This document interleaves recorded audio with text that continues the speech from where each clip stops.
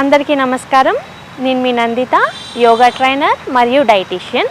ఈ ఆసన ఎక్కువగా మనకి బ్లడ్ సర్క్యులేషన్ని మన హెడ్కి ఎక్కువగా ఫ్లో అనేది ఇంక్రీజ్ చేయడానికి బాగా యూజ్ అవుతుంది.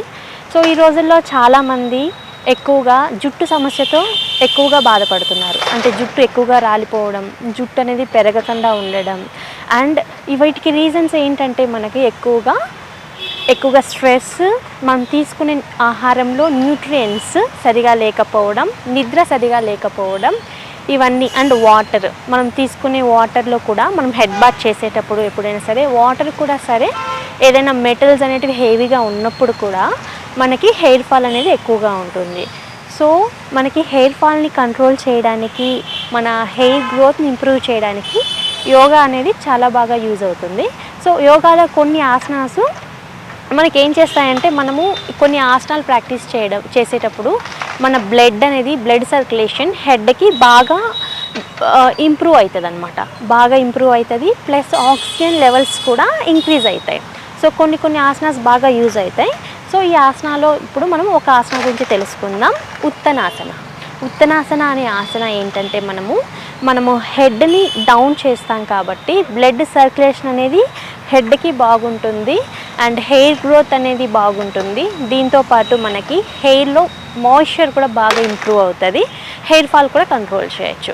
సో ఇప్పుడు మనము ఈ ఆసనం ఎలా ప్రాక్టీస్ చేయాలో చూద్దాం. సో ఈ ఆసనంలో మనము డీప్గా ఇన్హేల్ చేయాలి, స్ట్రైట్గా నిలబడాలి, మరియు డీప్ ఇన్హేల్, స్లోగా డీప్గా. సో స్లోగా ఇన్హేల్ చేస్తూ బెండ్ అవుతాం కదా, బ్రీత్ మీద ఫోకస్ చేయాలి. Hold again, breathe normally and exhale, bend down. Final పొజిషన్లో డీప్గా ఇన్హేల్ చేయాలి.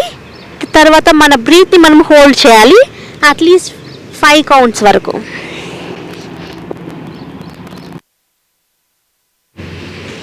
Now slowly inhale, come back to normal position. So hair growth అనేది ఇంప్రూవ్ అవుతుంది, హెయిర్ ఫాల్ కంట్రోల్ అవుతుంది, హెయిర్లో మాయిశ్చర్ కూడా ఇంప్రూవ్ అవుతుంది, అండ్ బ్లడ్ సర్క్యులేషన్ బాగా ఇంప్రూవ్ అవుతుంది. కాబట్టి మన ఫేస్ కూడా గ్లో రావడానికి ఈ ఆసన చాలా బాగా యూజ్ అవుతుంది. సో మనకేంటంటే ఈ రోజుల్లో హెయిర్ ఫాల్కి చాలా రీజన్స్ ఉన్నాయి. ఒకటి, మనం తీసుకునే ఫుడ్, వాటర్ ఇంటేక్ సరిగా లేకపోవడం, హిమోగ్లోబిన్ మన బాడీలో బ్లడ్ అనేది కరెక్ట్ అమౌంట్లో కూడా లేకపోయినా సరే హెయిర్ ఫాల్ అనేది ఉంటుంది. మనం తీసుకునే ఫుడ్లో ప్రోటీన్ అనేది మన బాడీకి కావలసినంత మనం తీసుకోకపోయినా హెయిర్ ఫాల్ ఉంటుంది. ఇంకొకటి మెయిన్ స్ట్రెస్.